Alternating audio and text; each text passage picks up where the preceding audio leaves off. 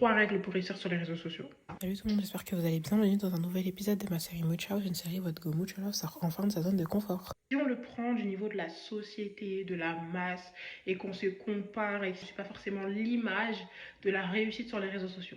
Pourtant si, parce que ça fait plus d'1 an que je poste régulièrement sur les réseaux sociaux et ça m'a construit un mental, mais tu n'as pas idée. J'ai continué à poster quand mes vidéos, elles atteignaient même pas 500 vues. J'ai continué à poster quand mes vidéos, elles atteignaient même pas 50 vues. J'ai continué à poster quand on m'a mis un commentaire raciste. J'ai continué à poster, même si je me disais, il y a des gens que je connais qui pourront voir. J'ai continué à poster, même si j'avais vraiment l'impression de faire tout ça pour rien. Aujourd'hui, je vais te donner les conseils qui m'ont permis de continuer malgré toutes ces choses qui pourraient, toi, te faire arrêter. Et moi aussi, finalement. Premier conseil, une règle. Moi, j'étais pas vraiment une personne très disciplinée il y a quelques temps. On est tous disciplinés, mais je veux dire disciplinés dans les choses qui font du bien et qui sont importantes dans la vie. Donc j'ai commencé à m'entraîner sur des petites choses telles que quand tu rentres des cours, tu dois faire ça.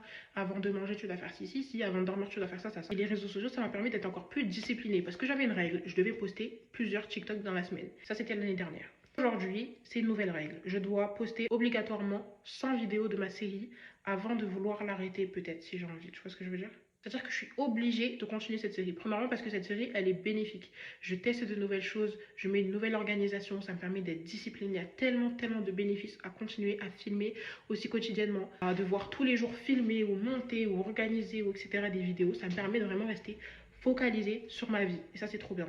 Deuxième conseil qui me permet de rester focalisée. En fait, je me focalise pas trop sur les stats.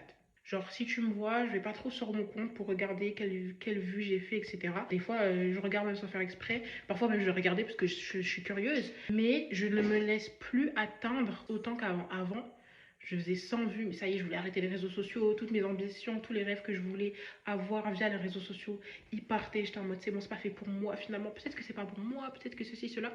Alors que, ma belle, tu viens de commencer les réseaux sociaux. Ça fait même pas 2 semaines que tu as commencé à poster. Évidemment que c'est un peu compliqué au début, tu vois, tu sais pas encore faire, pas vraiment la qualité pour, etc. Donc c'est chaud. Du coup, ça fait une seconde règle. Je poste et je passe à la prochaine vidéo. C'est-à-dire que dès que j'ai posté ma vidéo, en général, je vais commencer ou continuer le montage de la vidéo d'après. Ou filmer la vidéo d'après, ou écrire la vidéo d'après. Ça veut pas dire que quand les vidéos, elles marchent et que j'ai eu le succès que j'ai attendu, et je suis pas contente et je me félicite pas et je me dis pas bravo, etc. Mais ça veut dire que j'ai plus envie de me laisser définir par ça. C'est-à-dire qu'aujourd'hui, que je fasse 100 vues ou que je fasse 1 milliard de vues, j'ai toujours la même valeur. Je suis toujours Inès, je suis toujours une créatrice de contenu, je suis toujours une lycéenne, je suis toujours la fille de ma mère et la sœur de mon frère et de ma sœur. Donc ça change rien.